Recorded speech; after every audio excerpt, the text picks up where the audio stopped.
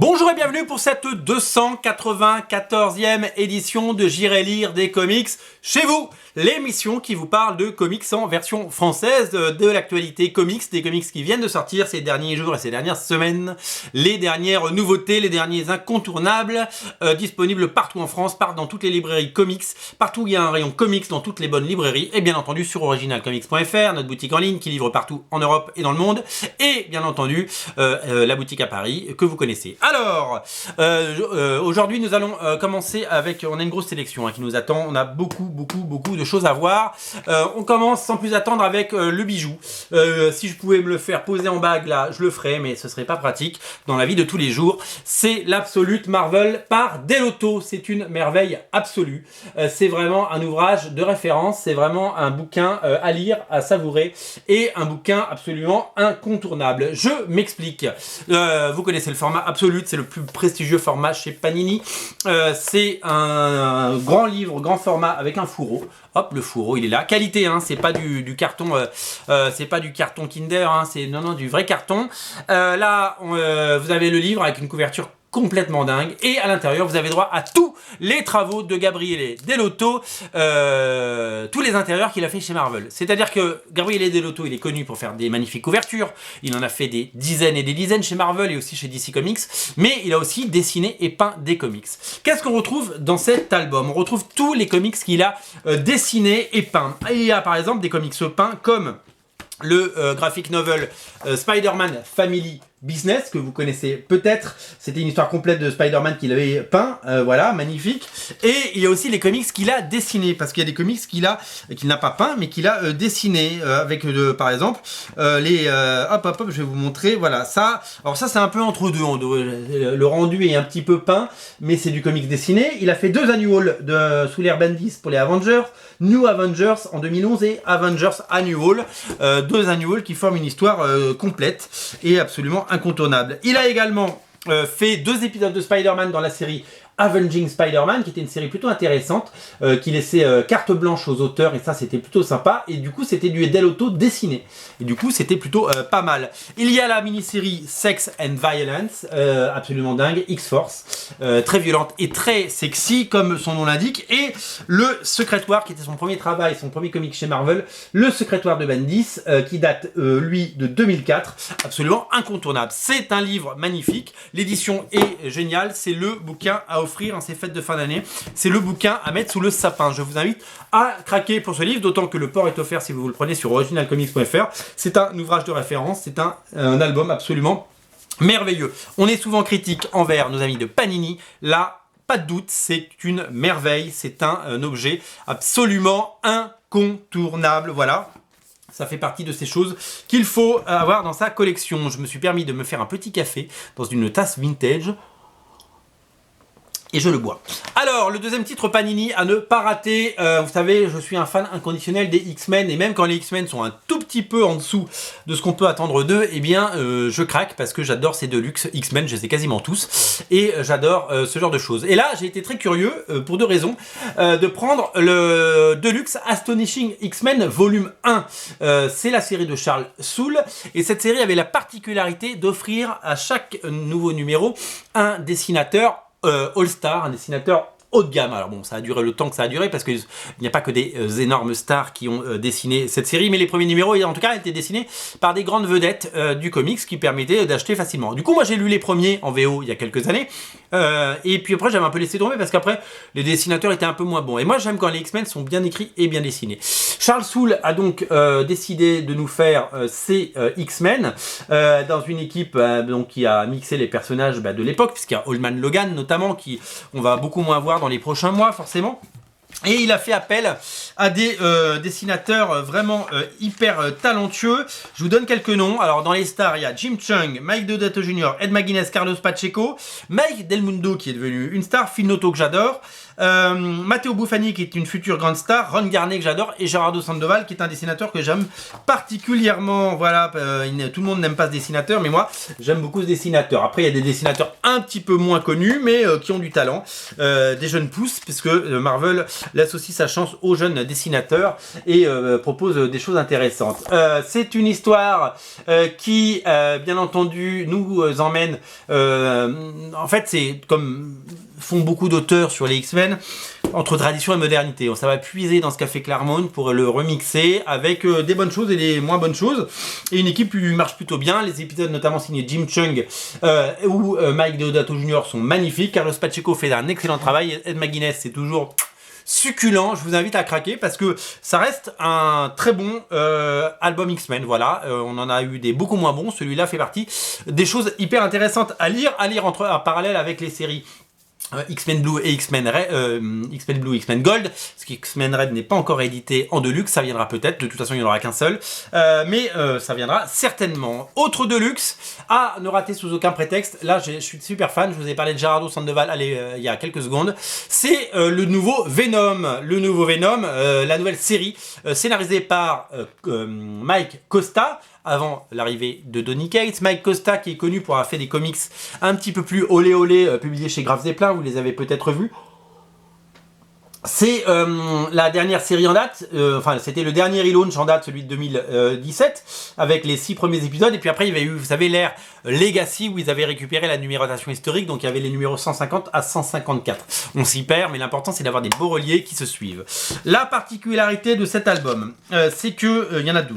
La première, c'est que c'est dessiné, on l'a dit, par Gerardo Sandoval, dont le style sur Venom est absolument délicieux, on l'a dit, je trouve que ça colle parfaitement. Regardez ces pages, voilà, c'est très fun, c'est très dynamique, c'est très frais, c'est vraiment très bien. Ça met en scène un nouveau Venom, hein, il ne s'agit pas de Eddie Brock, il ne s'agit pas de Flash Thompson, il s'agit de Lee Price, c'est son nom, et voilà. Et l'autre particularité, c'est qu'il y a l'épisode numéro 150, qui est un épisode à la fois anniversaire et un épisode historique, et qui est dessiné par le fabuleux dessinateur, de Luther Strode, que j'aime particulièrement, qui s'appelle Tradd Moore. Rien à voir, alors ça c'est pas lui, ça c'est Gerardo Sandoval, rien à voir avec Alan Moore bien entendu, mais Tradd Moore, je trouve qu'il a un style absolument parfait, et sur Venom c'est super chouette, je trouve ça très très bien de l'avoir mis sur cet épisode anniversaire. C'est vraiment un très bon album, et si vous aimez le Venom de McFarlane, et si vous aimez ce Venom, ce symbiote un peu fou, comme ça, c'est vraiment une très très bonne série, et on a hâte de lire en Deluxe les épisodes de Donny Cates. Voilà, dernier album à ne rater sous aucun prétexte, alors là je suis hyper fan de ce truc, c'est tout simplement Avengers jusqu'à la mort. Ça reprend l'ensemble des épisodes Avengers 675 à 690, donc évidemment l'ère Legacy, quand Avengers a récupéré sa numérotation historique. La particularité, c'est qu'il y a un pool de scénaristes absolument fou, Mark Waid, Al Ewing qui monte en flèche chez Marvel, et Jim Zub, et puis la révélation au dessin. La révélation, il fait quasiment la majorité des épisodes, mais il se fait aider par d'autres copains. C'est Pepe Larraz, ce dessinateur absolument génial, qui nous a régalé sur House of X et sur Extermination, et qui nous fait du Avengers comme on l'aime, quoi. Putain, qu'est-ce que c'est bon. Ça faisait longtemps que les Avengers n'avaient pas été aussi bons, et qu'est-ce que c'est chouette. C'est aussi une histoire entre tradition et modernité. On prend le parti de pris de dire que y a un personnage remodèle le passé, bien entendu, pour mieux en fait s'impose dans l'histoire collective des Avengers, et donc nous régale, et donc nous invite à revisiter l'histoire des Avengers, mais ça se passe dans le monde présent avec les Avengers normal. Donc il y a un petit air, si vous voulez, de House of M ou de Age of Apocalypse, ou de Sentry même un petit peu, mais c'est vraiment emmené de main de maître. Alors évidemment, Pepe Larraz ne dessine pas tous les épisodes, il y a Kim Jacinto qui le fait, et Paco Medina qui dessine depuis très longtemps. Paco Medina, elle avait même relancé une série X-Men il y a quelques années, souvenez-vous, c'était il y a presque 10 ans. Paco Medina, qui était ce dessinateur un peu cartoony, genre qui aurait pu faire du Deadpool toute sa vie, des dessins un peu rigolos, il est vraiment devenu la citrouille s'est vraiment transformée en carrosse, on peut le dire. ce qu'il propose aujourd'hui, c'est étonnant, c'est génial, à la fois sur cette série, mais en plus sur la nouvelle série Avengers de Jason Aaron que vous lisez peut-être dans les softcovers Panini. Voilà, ça c'est une histoire complète, c'est vraiment à lire, c'est vraiment génial, c'est vraiment quelque chose que je vous invite à découvrir. Vous allez rencontrer le personnage de Voyager, là je vous ai montré tout à l'heure, qui va faire douter, voilà c'est ça, qui va faire douter les Avengers et qui va surtout redispatcher les cartes, et ça va être vraiment une histoire folle. Ça a tellement marché que ça s'appelait No Surrender en anglais. Ça a tellement marché que depuis en VO, Marvel a relancé une série avec les mêmes auteurs sans Pepe Larraz parce qu'il est occupé sur House of X et d'autres choses. Et donc du coup, les mêmes scénaristes ont donné une suite à cette saga et qui va être, à mon avis, tout aussi intéressante. Alors, on passe sur Urban, nos amis d'Urban, avec la sortie à ne rater sous aucun prétexte, le Batman qui rit de Scott Snyder, j'allais dire Jeff Jones. Oh là là, la bêtise, la boulette. De Scott Snyder, bien entendu, et de James Tynion Ford qui dessine, qui scénarise des morceaux, mais comme il va devenir un des scénaristes en vogue sur Batman, vous allez certainement beaucoup plus entendre parler de cet auteur. C'est dessiné par Jock, et il y a même une backup story, enfin une histoire en plus avec le Batman avec des flingues, le Grim Knight, dessiné par le fantastique Eduardo Risso, le dessinateur de 100 Bullets, 100 bullets pour les intimes. Alors vous avez fait la connaissance certainement du Batman qui rit dans les pages de Batman Metal, et depuis ce personnage a pris sa place dans l'univers d'ici, et on ne peut plus s'en passer tellement il est fou et génial. Évidemment que le Batman ne serait rien sans le Joker, et rajouter un autre personnage comme le Batman qui rit dans l'équation, nous rajoute du bonheur, et vraiment c'est un comics qu'on a vraiment envie de partager et de mettre en avant, parce que quand c'est produit aussi bien, c'est que du plaisir. Voilà, ça c'est vraiment le comics à lire en cette fin d'année avec Batman Damned, qui est la grosse sortie aussi de fin d'année. Vous êtes très nombreux à avoir craqué pour Batman Damned. C'est magnifique, la couverture c'est Ben Oliver, les dessins, alors c'est très clivant Jock comme dessin, il y a des gens qui n'aiment pas, moi je trouve ça absolument fascinant, je trouve ça très joli, très chouette, et c'est à lire, c'est vraiment recommandé. Alors je peux vous le dire, c'est marrant parce que c'est un titre qui se vend correctement, hein, on va pas bouder notre plaisir, mais ce n'est pas un carton. C'est pas un carton, on aurait pu penser. Et je pense que c'est en fait c'est comme quand il y a un nouveau comic de John Romita Jr. Il y a des fans et il y a des gens qui sont pas fans. Et typiquement sur une série, sur un dessinateur comme Jock, il y a des gens qui sont pas fans. Mais je vous invite vraiment à être curieux et à sortir des sentiers battus, parce que là on a vraiment quelque chose d'hyper intéressant. Alors l'autre bouquin à ne rater sous aucun prétexte chez DC, c'est Heroes in Crisis. C'est la nouvelle crise, voilà, Crisis. C'est la nouvelle crise chez DC Comics. Qui sort en intégrale. Alors c'est ça qu'il faut dire aussi, que c'est très important, c'est qu'il n'y aura pas de tomes, ce sont des intégrales à chaque fois. Et ça fait des super idées cadeaux, et ça fait des histoires complètes, et nous on aime ça, les histoires complètes. Alors, le nouveau Crisis, il est signé Tom King. Il est signé Tom King. Tom King, scénariste de Batman depuis Batman Rebirth, qui a été mis un peu sur la touche, on sait pas trop ce qui s'est passé. Il va quitter Batman à partir du 85, il devait lancer une mini-série Batman et Catwoman. Pas de nouvelles, bonne nouvelle, comme dirait l'autre. Et donc du coup, on doit composer avec cet auteur qui, on le dit qu'il est appelé par le cinéma, mais souvent quand on dit ça, c'est un petit peu la voix de garage. Bon, on sait pas ce qui s'est passé. Il a fait appel à Clayman, le dessinateur avec qui il a fait de nombreux épisodes de Batman Rebirth. Clayman, un dessinateur qui explose enfin et qui vraiment fait... j'adore ce dessinateur. Il y a vraiment de la qualité, hein, il faut le dire, chez DC, il n'y a pas de problème. Il y a vraiment de la qualité. C'est le nouveau Crisis. Donc, qui dit Crisis, c'est qu'il y a une vraie crise dans les super-héros. En fait, les super-héros fatigués, les super-héros abîmés, les super-héros dépressifs avaient pour habitude de se retrouver dans un endroit appelé le sanctuaire. Et là, ils sont tous tués un par un. Et Batman et ses copains vont devoir mener l'enquête pour savoir ce qui se passe et qui est derrière tout ça. Voilà. C'est un véritable whodunit, c'est une véritable histoire. Et qu'est-ce que c'est bien produit, encore une fois. Quel plaisir de retrouver ces auteurs nous régaler, parce qu'il n'y a pas que Clayman en dessin, il y a aussi des dessinateurs comme Lee Wicks ou Mitch Gerhard qui font des pages, et c'est beaucoup de plaisir, voilà, c'est vraiment beaucoup de plaisir. Alors, on n'est pas tout à fait chez Urban, mais on n'est pas loin, puisque nous sommes chez Huguin et Mumin, hein, c'est les mêmes bureaux, et ça appartient à la même maison, Média Participation, Dargaud Dupuis le Lombard, hein, qui fait Spirou, Largo Winch 13 et Lucky Luke. Et bien, ce bouquin de Batman, on vous en a parlé dans une émission dédiée, et il est plutôt qualitatif, ça revient sur toute l'histoire de Batman à travers toutes ses incarnations, BD comics évidemment, donc cinéma, jeux vidéo, animation, vous avez tout ce qu'il faut savoir. C'est une véritable encyclopédie, mais c'est pas qu'une encyclopédie, c'est aussi un vault parce qu'il y a des cadeaux à l'intérieur comme vous pouvez le voir. Voilà, hop, je vous montre bien, il y a des choses qui se détachent ou pas, vous pouvez les garder dedans, moi je vais pas les détacher. Magnifique ouvrage qui revient donc sur toutes les incarnations de Batman, à la fois en comics, au cinéma, dans les jeux vidéo et en série télé, avec des analyses, des textes et puis énormément d'illustrations parce que ce genre de livre doit être très très illustré. Voilà, énorme bouquin de plus de 300 pages, pour pas dire 400 pages. Voilà, ça revient sur les meilleurs moments des comics, mais il y a aussi toute une partie qui revient évidemment sur les origines avec Detective Comics numéro 27 qui était la première apparition de Batman. Voilà, c'est plus qu'une encyclopédie, c'est vraiment une bible, c'est un livre de chevet qui qui est fait par des spécialistes en plus parce que c'est les gens qui éditent Batman à l'année, donc ils connaissent évidemment tout ça. Voilà, alors c'est le titre indé qu'il ne fallait pas rater cette semaine. Je sais pas si quand vous verrez cette émission il en restera parce que ça cartonne. Mon café est froid. C'est tout simplement Rags, la nouvelle série indé qui cartonne sur originalcomics.fr. Succès monstre pour Rags.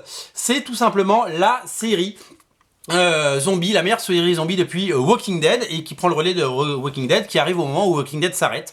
La transmission se fait naturellement. Le concept est un peu fou. C'est vrai que j'ai lu beaucoup de choses sur le net de gens qui ne l'avaient pas lu et qui disaient ouais c'est putassier, machin, c'est sexiste. Non, c'est rigolo tout simplement. Il faut vraiment pas se prendre la tête. C'est l'histoire de Regina. C'est une ex-marine de l'armée américaine et elle évolue dans un monde peuplé de zombies, donc une invasion zombie. Donc le point de départ c'est le même que dans tout évidemment les comics de zombies. Simplement elle doit se vêtir, se nourrir, se défendre et se vêtir, et c'est ça le point de départ assez rigolo de l'histoire, c'est qu'elle se balade au début en tout cas parce qu'évidemment la situation évolue, comme vous pouvez bien l'imaginer, on peut pas rester sur les mêmes clichés. Elle se balade en maillot de bain au début en tout cas, et d'abord c'est très sexy et c'est très bien dessiné parce que le dessin de Luigi Teruel est très sympathique, très chouette. C'est un album très sympa et c'est le début de l'histoire. C'est une histoire qui est pour le moment prévue en 2 parties. Il y aura un tome 2 en juin 2020 qui est déjà disponible. Et voilà, il y a un peu de nudité, c'est un petit peu sexy mais c'est pas méchant. Et c'est voilà, plutôt réservé à des gens plus âgés. C'est vraiment un comics incontournable si vous voulez mon avis. Ça fait partie de ces très belles révélations et je suis tellement fier et je suis tellement content que ce soit nous, à la Young Comics, petit éditeur indépendant, qui l'ayons publié, parce que ça aurait pu atterrir chez n'importe quel éditeur et nous avons eu l'intelligence de le sortir avant tout le monde et de le proposer. Donc ça, énorme succès en perspective. Voilà, c'est vraiment un énorme plébiscite. Ce matin, il en restait moins de 20 quand j'ai fait une émission. Donc, si vous le voulez, faut pas tarder. En sachant que les éditions, les variantes, la couverture variante et la couverture exclusive sont complètement en rupture. L'autre titre à ne rater sous aucun prétexte chez Lion, donc chez nous, c'est Sirens de George Pérez. L'intégrale de Sirens est disponible, c'est son dernier comics, hein. Il est pas mort du tout, il est même plutôt en forme, c'est juste qu'il a pris sa retraite, il fait plus que des couvertures ça et là, et il a bien raison parce que c'est une retraite bien méritée. Le dessinateur légendaire des New Teen Titans, de Wonder Woman, de Crisis on Infinite Earths, de Avengers GLA, eh bien revient dans une série publiée par Boom Studios aux États-Unis et en VF chez nous. Une série dans laquelle un groupe de super-héroïnes du passé se reforme suite à une nouvelle menace intergalactique, sauf que le reste de la population a oublié une chose, c'est que tout simplement ils ne se souviennent pas d'elles comme des héroïnes mais comme un groupe de super méchants. Donc ça va créer une situation assez ubuesque. On retrouve le dessin génial qui fourmille de détails de George Pérez à l'intérieur. C'est d'une beauté incroyable. L'équipe est très mixte puisque c'est une guerrière, une super héroïne, une magicienne, etc. Donc ça reprend évidemment tout ce qu'aime George Pérez. Il a eu l'idée, comme Joe Benitez l'a eu pour Lady Mechanica, de créer ses personnages en voyant toutes les cosplayeuses dans toutes les conventions dans lesquelles il a assisté. Chaque page a demandé des heures de travail, c'est un travail méticuleux.